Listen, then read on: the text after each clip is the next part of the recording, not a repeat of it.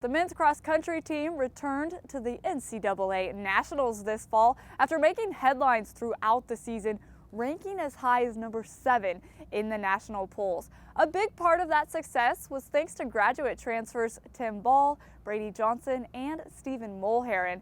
The three runners fit in nicely with the current squad, making them one of the most experienced teams in the country.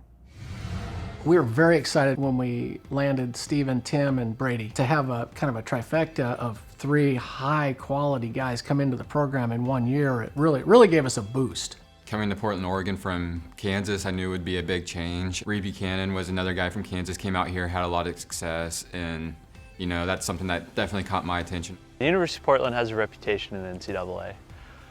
I heard from older guys on my team back in my undergraduate career that team 2 years ago that got third place, I heard all the stories about them, how they trained harder than anyone in the nation, how Rob Connor was just really diligent, hardworking coach. There is a vibe of mental stoicism in the program, which is something really hard to achieve. When I was talking to them, they said Tim Ball was coming in, all these guys that were studs on the team, 10K runners, it's a perfect mix. I definitely feel like I became a better runner before this year. I have never been able to stay healthy over 80 miles per week in training, but here I was running 100 miles per week. A large part of that is RC always vocalized to make sure not to overdo it in workouts, to recover on the easy days, and just the soft service in the forest is unmatched. That's kind of like why I think people come here to Portland, is for this kind of training and the running at the places we do, like in the forest, and they train with 10, 12 guys that are all pushing each other. I think it helped me a ton just to be with a group like this that was this big and deep and talented, and doing the type of workouts that I've never done before in my life. I think that's really benefited me this year. My first time at Nationals, I was battling injury and my training wasn't as good, wasn't consistent. But yeah, I got 202nd place at Nationals, was very inexperienced.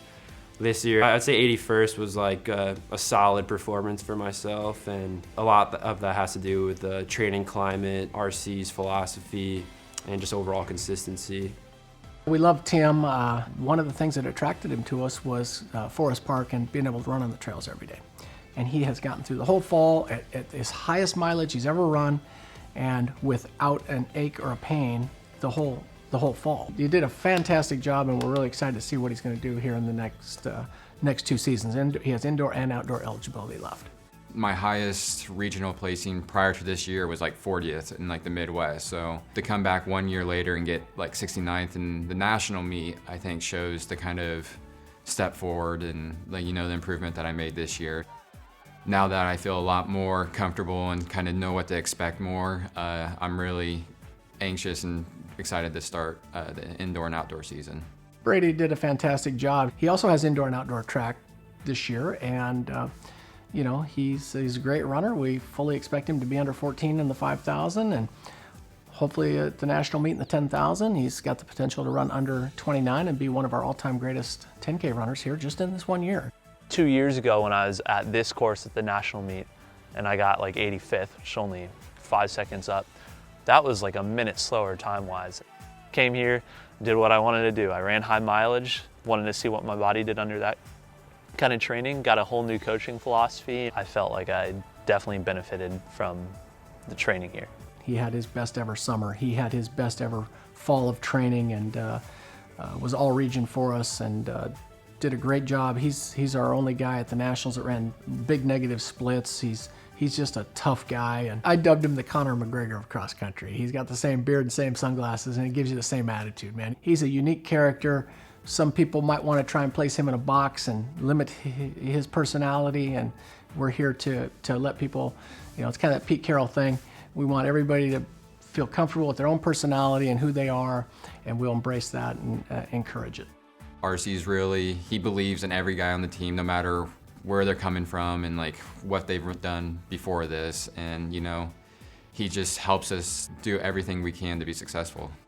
RC has a very accepting and welcoming attitude, and kind of just creates a culture that lets everyone be themselves. I really believe that.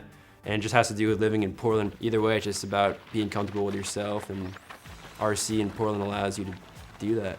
Oh, it was great. Grew the beard in Flagstaff. Yeah. Ready to chop some wood. Dude, I agree with that completely. Chopping wood, lumberjacks, beard club, hang and bang.